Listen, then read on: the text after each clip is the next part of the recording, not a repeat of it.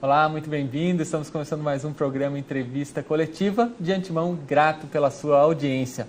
No programa de hoje nós vamos falar de um assunto que é afeito a todos e todas as pessoas do Mato Grosso, do Brasil inteiro, que é a segurança pública e cidadania.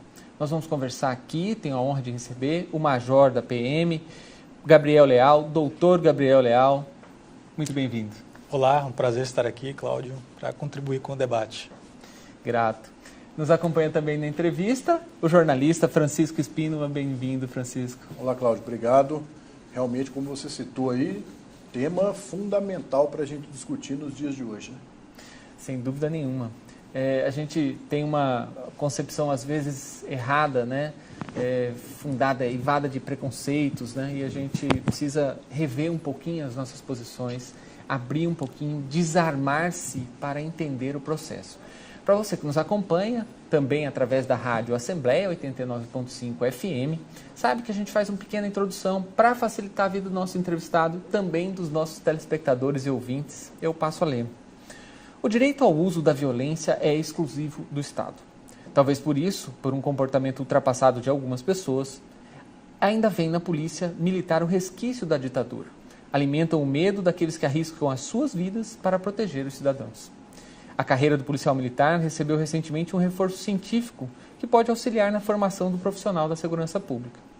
O major da PM, Gabriel Leal, está lançando seu livro, fruto do doutorado, que sugere que os cursos de formação policial deixaram de ter um enfoque exclusivamente militarista para se fundamentar numa pesquisa e metodologia própria. Gabriel é graduado em Segurança Pública na Academia Costa Verde da PM, é mestre em Educação e Política pela UFMT e tem doutorado na Pontifícia Universidade Católica, a PUC de São Paulo. O major estudou ainda Filosofia na USP, Universidade de São Paulo. Doutor Gabriel, ou Major Leal. Gabriel, assim, o que o livro traz especificamente para a gente começar a entender esse processo de transformação, né? Do conhecimento e da formação do policial para além da tradição? Perfeito. A gente precisa recuar um pouco para entender como o campo segurança pública se constitui. Vamos usar o exemplo brasileiro para que a gente possa situar posteriormente num nível mais macro. Com a redemocratização surge a necessidade de você criar um campo de saber exclusivo a uma atividade de Estado. Porque até 88, sobremaneira, as atividades policiais estavam adstritas às Forças Armadas. Ou seja, nós éramos uma substituição legado ao patrulhamento preventivo que tinha como foco ao cidadão um inimigo social. Era assim o exercício de polícia em regra nos anos 60, nos anos 70.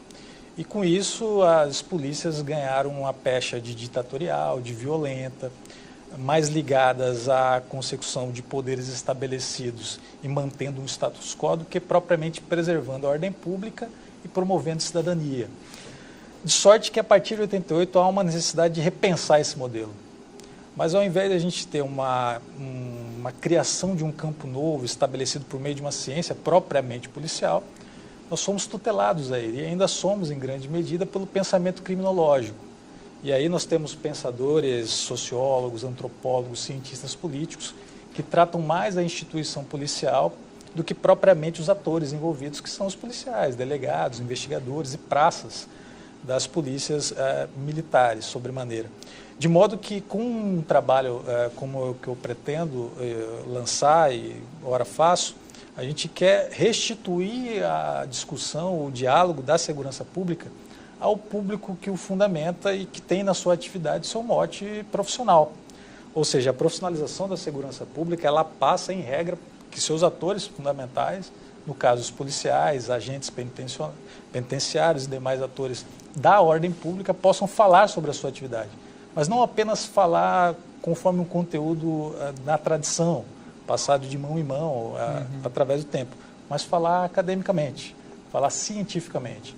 Por que nós abordamos? Temos um Código de Processo Penal como norma, mas qual é a técnica da abordagem? Qual é o seu fundamento lógico? Por que investigamos? Temos um fundamento jurídico, mas por que investigamos cientificamente? Então, essas são as questões que se abrem com a ciência policial, cujo fruto principal é o melhor servir à sociedade. Agora, o livro, ele é a tese de doutorado, o livro foi, assim, a linguagem adequada, né, para o público leitor, que não está habituado àqueles excessos de referência que o doutorado é obrigado a fazer, mas ele trata da questão da segurança pública, ou ele trata da questão da construção do conhecimento de maneira científica para a polícia, e aí eu estou sem distinção, se é civil, se é militar... Perfeito, perfeito. Começo pelo fim, até porque a distinção entre polícia civil e militar não se presta fundamentalmente a entender o que é segurança pública, que é, em regra, prestar um serviço ao cidadão, ao modo de direito. Quando a gente está falando em segurança pública, a gente está falando em fornecer ao cidadão sensação de segurança para que ele produza, para que ele tome um ônibus despreocupadamente, para que ele distribua as suas atividades de modo a viver em sociedade. Então, a segurança pública é um produto que as instituições policiais, grosso modo, não apenas, sobretudo, entregam ao cidadão para que a sociedade seja possibilitada. Então, segurança pública, grosso modo, seria o nosso produto entregue à sociedade como um serviço prestado pelo Estado, que a atribui como um direito ao cidadão. Mas, voltando à questão do conhecimento, Cláudio, eu diria que... o trabalho em ciência policial está ligado a dois fatores principais. Primeiro, como construir um conhecimento policial. E primeiro, esse conhecimento existe. E dois, como tratar esse conhecimento de modo que ele se torne currículo. Porque a grande questão hoje é que um policial formado no Amazonas e o outro na Brigada Militar do Rio Grande do Sul tem culturas institucionais radicalmente diferentes. E por mais que haja um esforço da Senasp, que é a Secretaria Nacional de Segurança Pública, em padronizar currículos, nós temos formações, de um lado do Brasil, extremamente militarizadas, não que isso seja ruim, mas é um mote característico que não deve fundamentar a prática. E outras formações mais técnicas, mais ligadas à cidadania. E o que se pretende em uma ciência policial? É dar um estado da arte da formação, é dar um estado do conhecimento.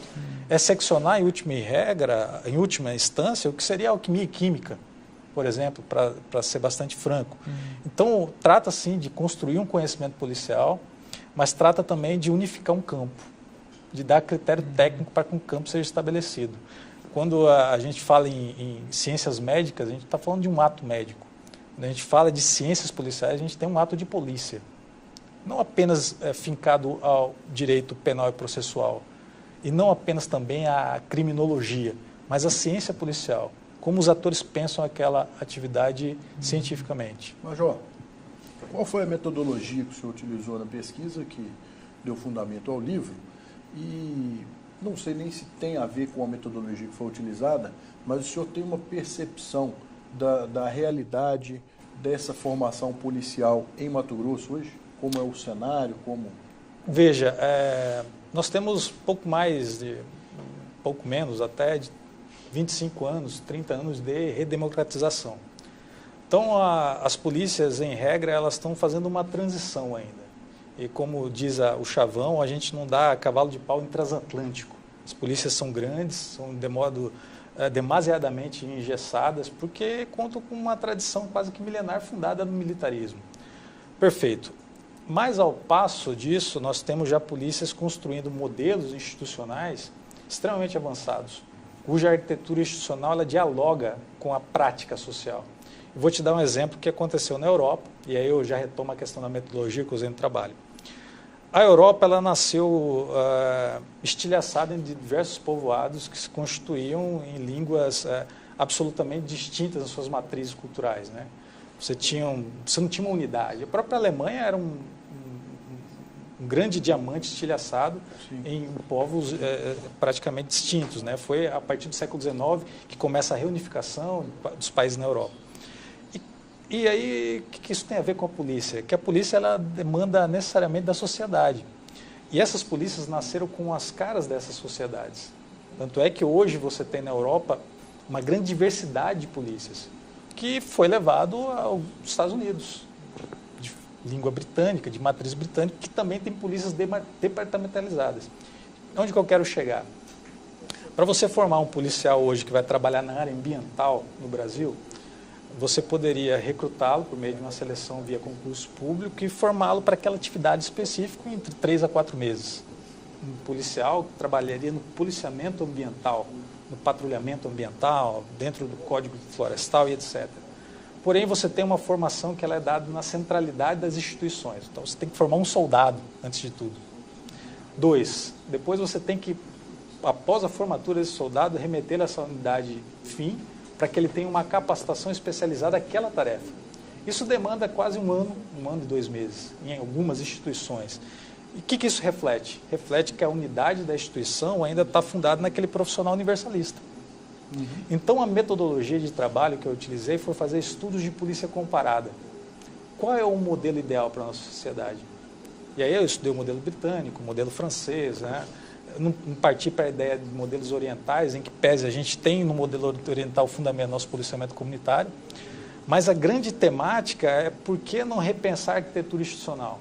Por que não ter um modelo policial adequado a determinado tipo de sociedade? Isso passa por formação integrada, por competência institucional partilhada, coisa que a gente ainda está muito longe de alcançar no Brasil. Mas a gente pode desenvolver melhor esse assunto mais à frente. Tangencialmente, o senhor citou aí comparação entre formações policiais de estados distintos, cujas peculiaridades são grandes. Sim. Dá para ter uma noção do estado de Mato Grosso, como que é hoje, qual é a realidade, aonde poderia se avançar? Mato Grosso tem avançado muito no que tange ao ensino policial, né? Para ficar nas instituições militares, a nossa formação superior começa aqui nos anos 50, com um centro de instrução militar ali na 15 de novembro no quartel histórico da PM, 1º Batalhão. Posteriormente, a gente tem o hiato na formação de oficiais aqui no estado para retomar em 93 com uma academia superior de polícia. A partir de então, a gente tem uma luta, né, com idas e vindas, com avanços e retrocessos na formação do oficial. A Polícia Judiciária Civil, no início dos anos 80, ainda tributária de coronéis que as dirigiam, tem uma formação policial um pouco mais recente, com uma academia de polícia já em fins dos anos 90, início dos anos 2000. Mas em relação à bibliografia e método praticado em grandes polícias, nós não estamos tanto aquém, sobretudo porque houve aquele esforço que eu já citei aqui da matriz curricular nacional, que nos adequou a um sistema mais ou menos único de ensino, né? Mas a questão fundamental da formação, ela não deve estar atrelada às academias e os seus avanços, porque o sistema legal é que, em última instância, acaba freando o trabalho policial, né? E a gente pode citar a ausência de um ciclo completo às polícias, a ausência, que eu gosto de insistir nisso, na formação integrada desses policiais, e, sobretudo, numa visão de fora que nos ajude, enquanto policiais, no que se refere a um avanço na legislação de processo penal, em repensar o Estatuto do Desarmamento, de repensar o Estatuto da Criança e Adolescente, de repensar hoje um sistema recursal de instâncias quase obsceno, permite ao criminoso ascender em recursos em várias esferas, sem que ele seja preso, em regra, legando à sociedade um índice de reincidência e recidiva, que é a quantidade de vezes que o policial prende aquele mesmo cidadão é enorme. A polícia, ela pratica os seus atos de uma forma eficiente até, mas você tem um sistema recursal que limita essa atividade. Então, todos esses fatores são preponderantes no que se refere à formação do policial. E isso tem tudo a ver com a sensação de impunidade que reina na sociedade. Completamente. A gente poderia resumir essa questão naquele chavão de que a gente prende muito. O Brasil tem a 4ª população carcerária do mundo, mas prende mal. A questão não é a impunidade, grosso modo, é a sua certeza, né? Se você for ver os escaninhos dos fóruns Brasil afora, estão abarrotados de processo. Mas a questão não é o encarceramento, é como se dá esse encarceramento. O senhor falou de diversos aspectos que são extremamente importantes para a gente aprofundar, né? A questão do Estatuto do Desarmamento, a questão do Estatuto da Criança e Adolescente, a questão do ato incompleto, né? Que a polícia, a que prende não é a que investiga não pode prender, Então são aspectos que a gente precisa aprofundar melhor. E aí, pegando o gancho justamente nessa questão inicial, que é esse ato incompleto, isso não é uma coisa que o senhor aborde no livro, né, por exemplo? Em regra, não. Mas quando eu falo em ciências policiais, eu estou falando de uma ciência que não está vinculada a uma instituição. Qual é a perspectiva de trabalhar, qual é a proposta no sentido de trabalhar e melhorar? Como é que o senhor pretende melhorar sem chegar nesse aspecto, por exemplo? Veja, o substrato de uma ação efetiva para a sociedade é o conhecimento que antecede a prática. Esse é o meu pressuposto. Para que eu tenha uma prática policial e, consequentemente, uma ação social benéfica à sociedade, eu tenho que ter um pressuposto que é um conhecimento técnico, um foco na ciência daquela atividade. Para que eu una instituições culturalmente distintas, com competências legais radicalmente diferentes na meta, eu preciso, em regra, de uma ciência. E o primeiro caminho para unificar essas atividades que lá na ponta são radicalmente diferentes é uma ciência comum. Então, a primeira coisa que eu tenho em mente, Cláudio e Chico, é colocar policiais na mesma sala de aula. É você sentar um delegado, um oficial de polícia, um investigador, um praça da Polícia Militar, do Corpo de Bombeiro, um perito, enfim, todos ali discutindo o que há de melhor para a segurança pública, no que há de mais avançado em termos de conhecimento. Um laboratório de balística cooperado ali por policiais, por técnicos, né? Uma investigação criminal que tem ali na patrulha extensiva, até no final das investigações, a mesma linhagem de interpretação técnica. Então, a partir daí, unificando esses saberes, a gente pode integrar as instituições. E integrar as instituições, aí eu chego a problemas concretos. Hoje nós temos duas polícias, as maiores, a militar e a civil, trabalhando pela metade. Se a gente estivesse lá no início, no berço dessa problemática, policiais trabalhando juntos, a gente teria mais aderência a essa questão, que hoje é naufragada por questões carreirísticas de parte a parte, para conseguir que o ciclo completo chegue. Mas não apenas a policiais militares e a policiais civis. Mas por que não a guardas municipais? Por que não pensar uma ideia de polícia penal? Enfim, a gente tem que evoluir para essa ideia de que as questões da carreira são mais importantes e precedem as questões sociais, quando na verdade são as questões sociais que antecedem as questões de carreira. O senhor deu um exemplo que eu achei extremamente interessante quando conversávamos um pouco antes de iniciar aqui, que é pensar, por exemplo, no curso de engenharia. Então, na engenharia, no caso da comunicação, nosso também, quer dizer, a gente faz uma base curricular de 2 anos, 2 anos e meio, conjunta, e aí saímos para a especialização. Seria mais ou menos essa ideia, né? Sim. Qualquer universidade que você adentra, você vai ter ali no mesmo bloco o curso de enfermagem e o curso de medicina. Agregado ali é o curso de nutrição, por exemplo.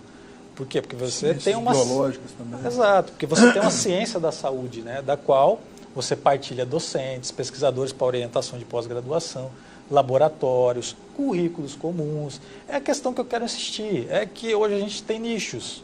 Você tem grandes ilhas de conhecimento que se isolam, estanques, não dialogam sua produção e deixam a mecanismos e organizações exteriores a disciplina dessas ilhas. E aí eu me refiro ao Fórum Brasileiro de Segurança Pública, que é um conglomerado sobremaneira de pesquisadores que não são policiais, que disciplinam a carreira policial, unificando aquilo que seria um ponto de partida da instituição. Ok? Você falar de um conselho regional de oficiais e delegados de polícia ou de profissionais de segurança pública é algo completamente nonsense a policiais. Não se fala disso. O que se estimula, do contrário, é a rivalidade entre as profissões, né? Obstaculizando a atividade policial. Enfim, é um ponto de crítica que eu volto sempre, que a gente deve se preocupar tanto mais com a sociedade, porque ela, em grosso modo não, ela em regra paga nosso salário. E dessa forma a gente deve pensar nela antes, discutir essas questões. O senhor encontra ressonância nesse pensamento? Sem dúvida. Eu acho que hoje a polícia já tem transcendido de questões bairristas em vários estados brasileiros. Nós temos policiais absolutamente abnegados na construção desse novo modelo de polícia. Claro que a gente no início foi remisso a grandes pensadores, né? Mas atualmente nós já temos policiais trabalhando isso, sem fronteiras institucionais. Dizer que eu sou uma voz isolada nesse campo é uma besteira. Nós temos grandes profissionais já trabalhando integração, formação unificada, ciclo completo de polícia para algumas instituições. Temos experiências exitosas no Sul. A gente pode citar exemplo de estados como Santa Catarina, Paraná, que em alguns momentos trabalharam a ideia do termo circunstancial de ocorrência, para além de qualquer divisionismo de instituições. E qual que é o gargalo, então, para que isso realmente seja levado a termo, efetivamente? Eu vou pedir para o senhor esperar um pouquinho, eu preciso chamar o intervalo. O papo está ótimo, a conversa passa rápido.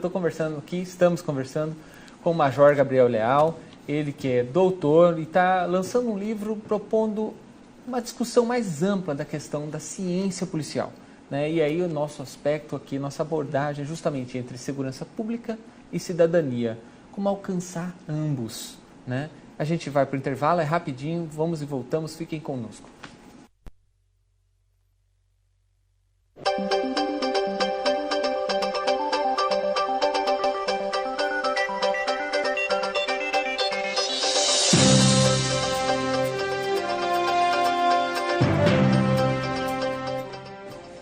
Eu disse que era rapidinho, nós estamos de volta com a entrevista coletiva, conversando aqui com o Major da PM, Gabriel Leal, sobre segurança pública e cidadania. O Francisco, que nos acompanha, fez uma pergunta no bloco anterior, antes do intervalo, eu vou pedir para ele recolocar para a gente dar sequência. Eu queria saber qual que é o gargalo, o que é que realmente impede que essa integração total realmente seja levada a tempo. Veja, eu sou provocado a dizer que seria vontade política. Não é essa questão exclusiva, né? Nós temos diversos fatores que impedem que proposições como a que eu relatei aqui ao longo do programa sejam efetivadas. Primeiro, porque nós temos culturas institucionais diferentes para falar em informação integrada. Nós temos resistências de corpos estratégicos inteiros. Dois, a gente tem alguns freios legais, né? Você tem uma disputa no campo da interpretação jurídica se a polícia pode ou não realizar o termo circunstancial de ocorrência, se cabe às polícias ter ciclo completo quando a Constituição é clara na atividade de cada instituição.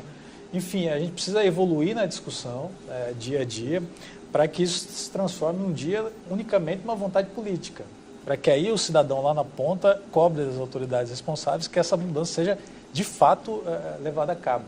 Mas, por enquanto, livros como o meu e oportunidades como essa já são grandes aberturas para que as instituições já se movimentem no sentido de dar um melhor trabalho à sociedade. Unificadas, integradas, com ciclo completo, com uma arquitetura institucional diferente, aí discutido na cúpula, por meio de debates amplos e restritos, inclusive com a sociedade.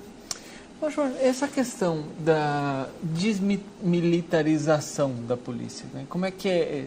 Porque a gente vê, inclusive, que tentam colar, né, a imagem da polícia, a imagem de torturador, a imagem da polícia, sobretudo a militar, né? A imagem da polícia militar com um aparato ultrapassado do Estado brasileiro, autoritário, né, ditatorial. Como que é? E a desmilitarização seria a palavra-chave para resolver tudo? Exato. Eu acho que você levanta uma questão que é extremamente pertinente ao debate atual. Tendo em vista que a desmilitarização se transformou não numa proposta técnica às polícias, mas num fetiche, uma grande panaceia. Se você considerar que 90% dos quadros das polícias hoje no Brasil ingressaram a partir de 85, quando a ditadura já tinha morrido no Brasil, a gente tem em voga o que é falar sobre desmilitarização. A gente está falando de uma estrutura vertical de mando, de obediência, de atribuições. Não está falando de o cidadão ser o inimigo social daquela instituição. Longe disso, a militarização hoje é um mote extremamente moderno nas instituições mundo afora, porque se confunde muito as estruturas militares com estéticas militares. A polícia militar brasileira, ela herdou do Exército uma estética militar, com postos e graduações, de soldado a coronel, com fardas, insígnias, ritos e cerimoniais. Mas isso não impede que a nossa atividade seja cidadã, estrito senso. E o é, sobretudo desde a redemocratização do Brasil. Eu queria insistir que o militarismo ele não é um fundamento da atividade cuja ideologia é ditatorial, mas é um modo de organização extremamente efetivo a questões de policiais, de homens e armas que devem morrer em última instância, e a gente precisa falar disso, em benefício da causa social. E só um vínculo com uma matriz militar poderia fornecer a cidadãos em armas a possibilidade de defender uma sociedade. E eu vou mais longe. Quando você liga as instituições policiais ao Exército, sobretudo, às Forças Armadas, enquanto Forças Auxiliares e Reserva, você tira da esfera transitória e precária de governos e suas propostas, que em regra são transitórias porque eles mudam, há uma questão de defesa nacional, de soberania da pátria e, sobretudo, de defesa da sociedade, que transcendem aos governos, de maneira a ter uma instituição policial cada dia mais perene, mais constante, ou seja, menos refém de políticas públicas, grosso modo, ideológicas, se calhar o fato de assim o ser. E a gente teve isso no Brasil, a gente sofreu experiências dessa natureza, que o militarismo, longe de ser aquilo que vinculou a essas práticas, foi o que fez a barreira, a contenção a essas práticas dentro das polícias. Se a gente olhar a questão, por exemplo, de progressão em carreira, né, até que ponto isso depende de uma vontade política e até que ponto isso é mérito, é antiguidade? Como é que está essa questão hoje em Mato Grosso? A questão, a gente tem que olhar sempre pelo prisma da estrutura como um todo. As instituições militares, elas são piramidais. Você tem uma base larga com um topo exíguo. Ou seja, nem todos aqueles que ingressam na carreira, eles ascendem ao topo, ao último posto, por exemplo. Uhum. E eu não estou falando, em regra, das instituições militares propriamente ditas, né? Um técnico judiciário que ingressa via concurso em qualquer poder judiciário Brasil afora, ele não ascende ao desembargo por meio desse único concurso. Uhum. Isso vale também a outras carreiras. Por quê? Nós temos círculos de atividades que demandam concurso público. Nós temos carreiras distintas dentro de instituições de Estado. E isso implica, em regra, que o militarismo não é a fronteira que define o porquê de este ou aquele ascender ou não, mas é da própria natureza das instituições terem atividades diferentes, o que implica atribuições diferentes, níveis de escolaridade exigidas diferentes e, sobretudo, empenhos e atribuições e responsabilidades que divergem ao longo da carreira. Major, existem alguns projetos sociais, eu cito aqui um exemplo, Rede Cidadão. Eu queria saber como esses projetos desse tipo acabam contribuindo para que essa visão seja mais implementada. Perfeito. A polícia ela teve um engajamento teórico, metodológico muito forte a partir dos anos 90, início dos anos 2000, que foi implementado por meio de alguns grandes corpos de conhecimento. Eu estou voltando lá atrás para chegar no Rede Cidadã, que é uma teoria de polícia de proximidade, de polícia orientada para a solução de problema e, sobretudo, que é o guarda-chuva dessas ideias, a de polícia comunitária, de uma infiltração do policial no meio social e vice-versa. Você levar o policial para a sociedade, despindo ele daquela sisudez, daquela distância que há necessariamente entre o quartel e a rua, abolindo essa fronteira e trazendo o cidadão para dentro do quartel. A experiência da Rede Cidadã é uma dessas, porque ela congrega atividades de promoção social à leitura policial que se tem dessa realidade. Ou seja, você implementa a disciplina, você implementa o culto cívico aos valores estabelecidos pela instituição através de programas sociais, como pintura, como práticas esportivas, artes marciais e etc. Isso é extremamente eficaz, porque rompe barreiras. Eu citaria o caso da favelização no Rio de Janeiro, que ela foi uma demanda direta do impedimento de patrulhas policiais subirem no morro no início dos anos 80.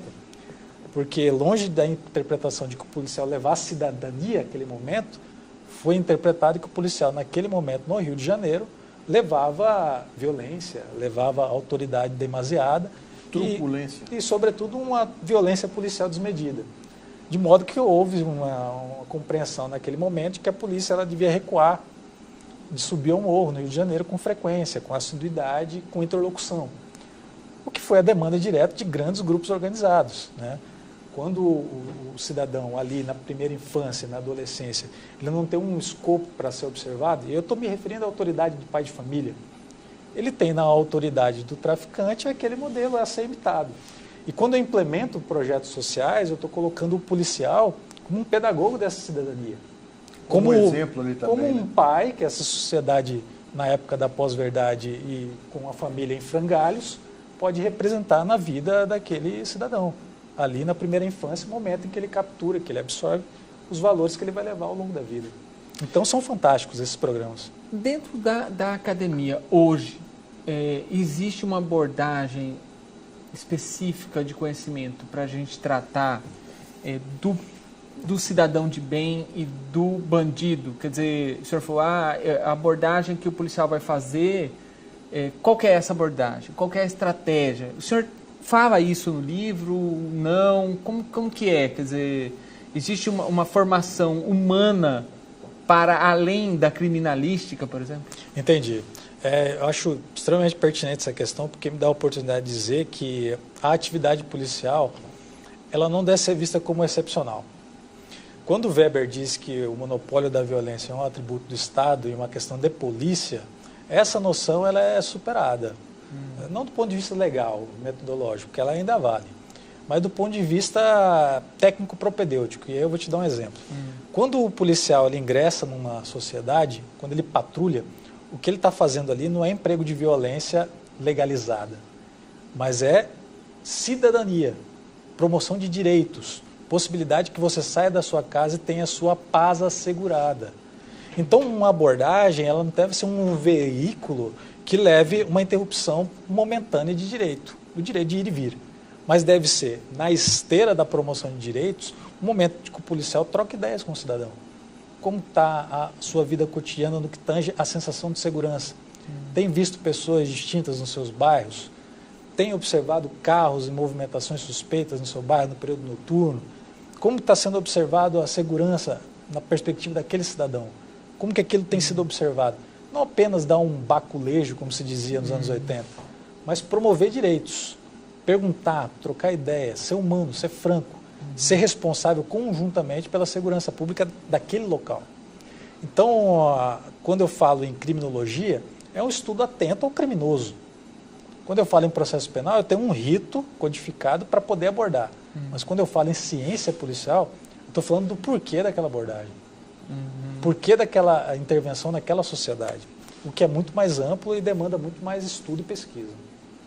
Aqui dentro do livro, né, essa questão da ciência, quando o senhor começou a estudar, né, já existia alguma coisa ou o senhor partiu assim praticamente do zero? Não, em ciência, você sabe muito bem disso, a gente nunca parte do zero, né? Não há originalidade no conhecimento humano, né? A gente sempre parte de um pressuposto. E o meu pressuposto foi os estudos de polícia comparada, mas, sobretudo, um corpo de conhecimento já levado a cabo no Brasil por pesquisadores, sobretudo de São Paulo, no início dos anos 90, por meio de uma coletânea muito famosa, que eu tenho a oportunidade de indicar policiais, que é a coleção Polícia e Sociedade da editora da Universidade de São Paulo. São 12 volumes que reúnem conhecimentos sobre polícia no mundo todo, praticamente. Então, tinha sim uma base teórico-metodológica para seguir e, sobretudo, nós tínhamos já pesquisadores policiais nesse campo. Era essa a minha pergunta. Quer dizer, se haviam policiais estudando ou só sociólogos, antropólogos e afins? Não, de forma alguma. Nós temos policiais pesquisadores, tanto em Mato Grosso, quanto em São Paulo, quanto no Rio Grande do Sul, que tem labutado nessa área com bastante proficiência. Eu citaria aqui a nossa revista científica, Homens do Mato, que é coordenada e dirigida, um esforço muito grande, de um tenente-coronel Edson Rondon, também pesquisador, que tem inúmeros artigos na área de ciências policiais. É uma fonte rica de consulta a policiais do Brasil todo. Então, nós tínhamos sim um chão para trabalhar, uma base. O que nós não tínhamos é uma devida divulgação desses trabalhos e uma sistematização institucional. Ou seja, uma vontade política que pegasse esse corpo de ideias e se transformasse em política efetiva. Isso a gente ainda não tem. Major, o senhor teceu alguns comentários aí que me chamaram a atenção, né, retomando um pouco a questão que o senhor colocou antes do Cláudio mostrar um pouco o livro.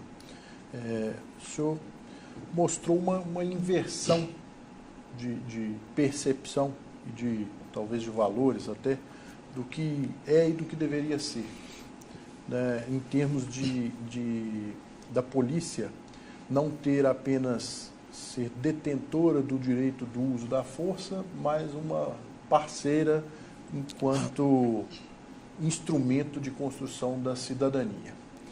E aí, anteriormente, o senhor falou um pouco daquele exemplo do Rio de Janeiro, no qual a ausência da polícia subir às favelas, aos morros, etc., causou, na minha percepção, a ausência total do Estado naquelas localidades. E eu estou fazendo esse preâmbulo todo para entrar numa pergunta que me chama a atenção, que é a importância das drogas no sistema de segurança hoje. Isso é perceptível? Como que é? A questão das drogas hoje é praticamente um campo de conhecimento à parte. Você pesquisar a guerra contra as drogas é, em regra, uma ciência em si mesma, porque você tem basicamente o circuito de criminalidade cujo eixo articulador é o consumo e o tráfico de drogas. Mas aí também não passa pela questão da cidadania? Perfeitamente. Do exemplo, da questão familiar que o senhor citou? Perfeitamente, perfeitamente. Eu levantaria 3 grandes causas, né? A primeira causa, que é mais efetiva e de cunho prático, sobretudo no caso da América do Sul, e aí eu me refiro, obviamente, ao nosso sistema de combate às drogas, que é uma ausência completa de fiscalização em praticamente 17 mil quilômetros de fronteira seca. Ou seja, chega facilmente, e uma política externa que não é dura quanto aos grandes traficantes, que em regra não estão no Brasil, porque o Brasil não produz a cocaína, ele é rota de passagem e mercado consumidor. Então a gente teria aí uma grande ideia a ser pensada, seria repensar o modelo de política externa brasileira no que tange a esses países fornecedores. Eu me refiro aos países próximos ao Brasil, que tem inclusive forças armadas atuando nessa área. 2, um sistema de controle legislacional, se a gente pode usar essa expressão, mais duro, com penas a serem cumpridas de forma mais direta, fortalecendo a ideia não de impunidade, mas de certeza da punição. Ou seja, quando você tem na sociedade um debate que está mais ligado à descriminalização do que o agravamento das penas, algo está errado. Hoje se discute... O senhor acha que a questão continua sendo vigiar e punir, quer dizer, continua sendo a repressão. Essa opção pela legalização, pela taxação de impostos, etc., veja, é impensável. A transição ao modelo de disputa ideológica entre sair da guerra das drogas e repensar o modelo de combate por meio da política de redução de danos, da descriminalização. Levar para o campo da saúde pública. Exatamente. É uma política que ela não está baseada na refutação da guerra às drogas. Ou seja, a gente não perdeu a guerra às drogas porque a guerra se deu por imprópria, mas sim porque o modelo ideológico se sobressaiu. E o modelo ideológico é de repensar o uso da droga na sociedade contemporânea. A quem interessa uma sociedade narcotizada? A uma nação de zumbis. Ao mercado consumidor cervejeiro, por exemplo, a uma política que tem em angariar jovens cada dia mais despolitizados para sistemas políticos e de ideologias inteiras. Então a gente tem que parar um pouco para analisar até que ponto a guerra às drogas ela foi censurada não pela sua ineficácia, mas por uma ideologia nascente que entende o mercado consumidor da droga mais como um aspecto positivo a ser encampado para ideologias escusas do que propriamente um grande motor de destruição social. Veja, como falar de guerra às drogas com uma fronteira desassistida de polícia? Vamos policiar a fronteira antes de criticar a guerra às drogas, né? Mas os soldados do tráfico são recrutados ainda crianças nos morros cariocas. Vamos urbanizar os morros. Vamos urbanizar os morros, vamos levar a educação. Nós sabemos que um jovem com 7 a 8 anos de sistema educacional tem 20 vezes mais chance de morrer, vítima do tráfico de drogas. O Atlas da Violência nos mostra isso. Então, ao invés de criticar a guerra às drogas, por que não transformar essa guerra numa guerra de cidadania? Uma guerra de reurbanização das favelas brasileiras? Uma guerra que encampe uma seletiva, gradual, técnica e progressiva construção de polícias, sistemas de forças armadas, sistemas de tecnologia nas fronteiras brasileiras. Então, antes de a gente fazer uma liberalização das drogas, que o Uruguai já vem sentindo as consequências, que a Holanda já pensa em mudar, a gente precisa dar eficácia a uma política forte de combate às drogas no que tange ao sistema policial. Na quesito Holanda e Uruguai, eu não sei, não tenho dados para dizer. Agora, uma coisa me preocupa, a gente está caminhando para o final do programa, infelizmente, por que o Brasil continua apresentando os maiores números de homicídio, inclusive maiores que países em guerra civil, por exemplo? E o senhor foi vítima de violência, que o senhor tomou um tiro no rosto, né? Chegando em casa, eu li. O que mudou? Alguma coisa alterou? Como é que o senhor vê essa questão da violência? É uma violência, a princípio, gratuita, né? Sim, hoje no Brasil se mata mais que na Síria em guerra civil. Em 2014 nós tivemos 59 mil homicídios no Brasil. Isso é uma loucura pensar uma coisa dessa. Exatamente, mas a grande questão que a gente deve colocar o acento nessa discussão é de que as polícias elas foram enfraquecidas durante muito tempo e, sobretudo, desestimuladas a um combate mais agressivo ao crime pela peste de uma sombra da ditadura que permeava todo o contexto policial. E transigir, muitas vezes, com o crime foi a saída que muitos policiais tiveram, sobretudo por receio da grande patrulha ideológica que existia por meio do próprio sistema de mídia, a gente tem que ressaltar, mas também por uma política exaustiva de combate a policiais violentos. Claro, a violência policial existe sim, mas erramos muito menos do que erram, por exemplo, os cientistas políticos que fazem análise que não tem nenhuma implicação social. Porque quando um policial erra, Chico, algo acontece de muito grave, a repercussão é quase hedionda. Diferentemente de um sociólogo quando faz uma análise política, cuja repercussão é quase zero. Então, o destaque que se tem à violência policial é muito grande. Então, eu diria que reduzir homicídios no Brasil passa por um rol de fatores cujo elo mais fraco seria as instituições policiais. Passaria por, insisto, reurbanização das cidades, um sistema de punição de adolescentes que hoje são estimulados a delinquir pelo Estatuto da Criança e Adolescente, e por um Estatuto do Desarmamento que tira do cidadão a possibilidade de autodefesa. Então, nós temos toda uma malha de proteção social que seria dada ao cidadão que hoje lhe é negada. Jovens aí dispostos a delinquir com carta branca do Estado para fazê-lo, no que tange adolescentes, cidadãos responsáveis pela guarda e manutenção da defesa pessoal impedidos de utilizar armas, porque hoje você deter uma arma é uma prática proibitiva. E, sobretudo, eu quero insistir novamente, o sistema recursal, cujas instâncias são praticamente infinitas. Então, a violência no Brasil ela passa desde a política pública das ciências econômicas, desaguando lá na ponta com o homicídio. Então, o elo mais fraco aí seria o sistema policial, cujo investimento a gente pode ver aí pelo que aconteceu no Espírito Santo no final do ano, né?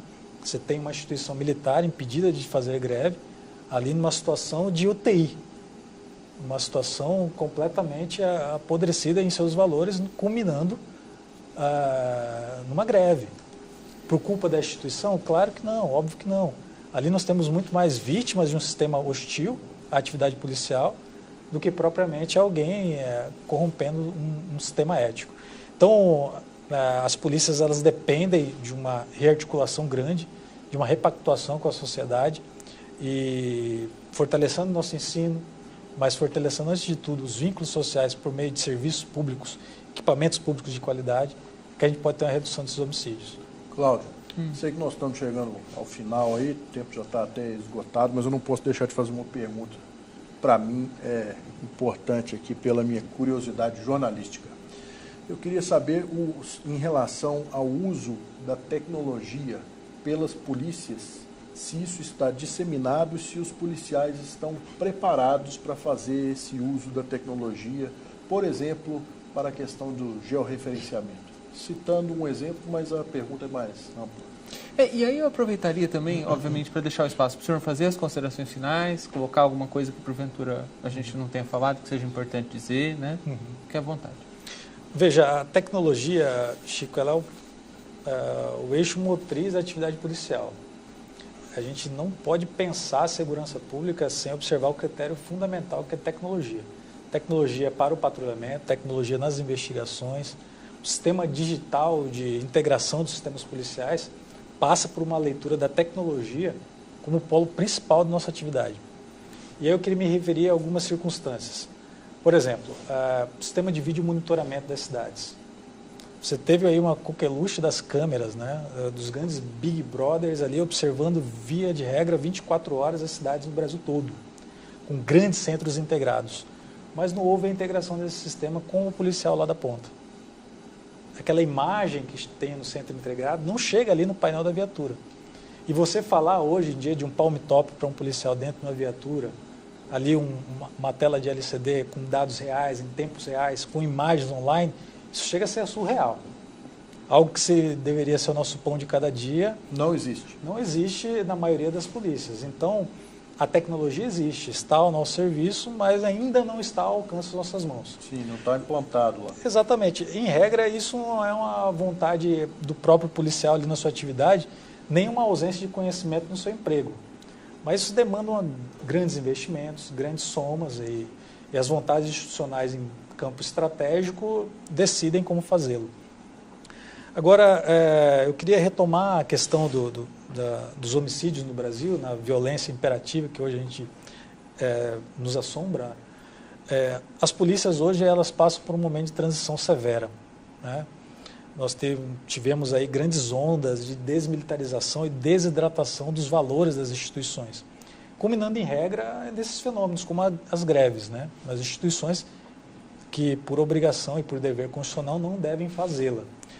Mas a gente tem que colocar um aspecto a ser considerado aí, Cláudio, Francisco e telespectador, é que as polícias elas foram desassistidas em momentos capitais daquilo que é o fundamento da sua atividade, ou seja, equipamento de proteção individual adequado à sua atividade, armamentos com uma tecnologia precisa à realidade imposta e, sobretudo, uma rede de remuneração que foi pauperizada com o tempo. O policial, hoje em dia, ele tem uma remuneração, em regra, pouco substantiva à realidade econômica do país, o que implica, em grande parte, a uma precarização do trabalho policial, que remete ao policial a 2, 3 empregos, né? E aí o fenômeno do bico, da segurança privada, ter alcançado situações alarmantes no Brasil.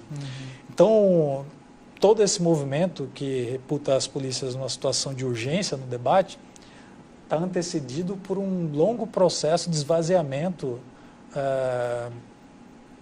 daquele discurso que coloca a sociedade em primeiro lugar, mas as suas polícias também em primeiro lugar. Então, eu queria insistir de que a polícia deve ser observada nesse aspecto, deve ser estruturada para tal. A gente não tem uma sociedade de primeiro mundo, não tem uma polícia de primeiro mundo, nem a teremos se continuarmos com as mesmas práticas. Nós só iremos mudar esse diagnóstico que o Atlas da Violência nos impõe com severidade se a gente transformar as instituições policiais, se a gente rearticular essa arquitetura, se a gente pagar bem nossos profissionais, assisti-los com equipamento de qualidade, ter uma rotina de trabalho padronizada, instruí-lo técnica e adequadamente em tempos e períodos específicos. Enfim, nós demos uma qualidade de vida ao policial que hoje, na maioria dos estados brasileiros, é impeditivo. Então, as ciências policiais elas prestam originalmente a unificar um campo, mas, sobretudo, também serve como um grande alarme para que, olhem, nós existimos e precisamos serem observados em nossas necessidades. Bom, grato, né, ao Major Gabriel Leal, Major Leal, Doutor Gabriel Leal, parabéns pelo trabalho, né, grato pela presença. Grato, Francisco, pela entrevista. Cláudio. Grato a você, nosso telespectador e ouvinte da Rádio Assembleia 89.5. É importante a gente ver como que a educação faz diferença no processo. Né? A educação, seja de crianças, jovens, adolescentes, seja de profissionais. Né? A educação como cerne, como partido inicial da base da sociedade. O que nós vimos lá no Espírito Santo há pouco tempo foi uma horda de pessoas assaltando mercados, lojas, porque a polícia não estava na rua. Então, o que a gente precisa mudar não é a polícia. O que a gente precisa mudar apenas, né? O que precisa mudar é o cidadão, é a pessoa que precisa ter valor, que precisa reconhecer o valor do outro, precisa ter cidadania no aspecto amplo da palavra. E a segurança pública fica muito mais fácil, né, quando a gente tem todas as pessoas trabalhando conjuntamente. Bem, esse programa você assiste às 7 da manhã, às 1 da tarde e às 9 da noite. E também, né, no nosso site da Assembleia, www.al.mt.gov.br, você pode acessar o link do YouTube, né, que é youtube.com/TV Assembleia MT. Fiquem com Deus e até a próxima.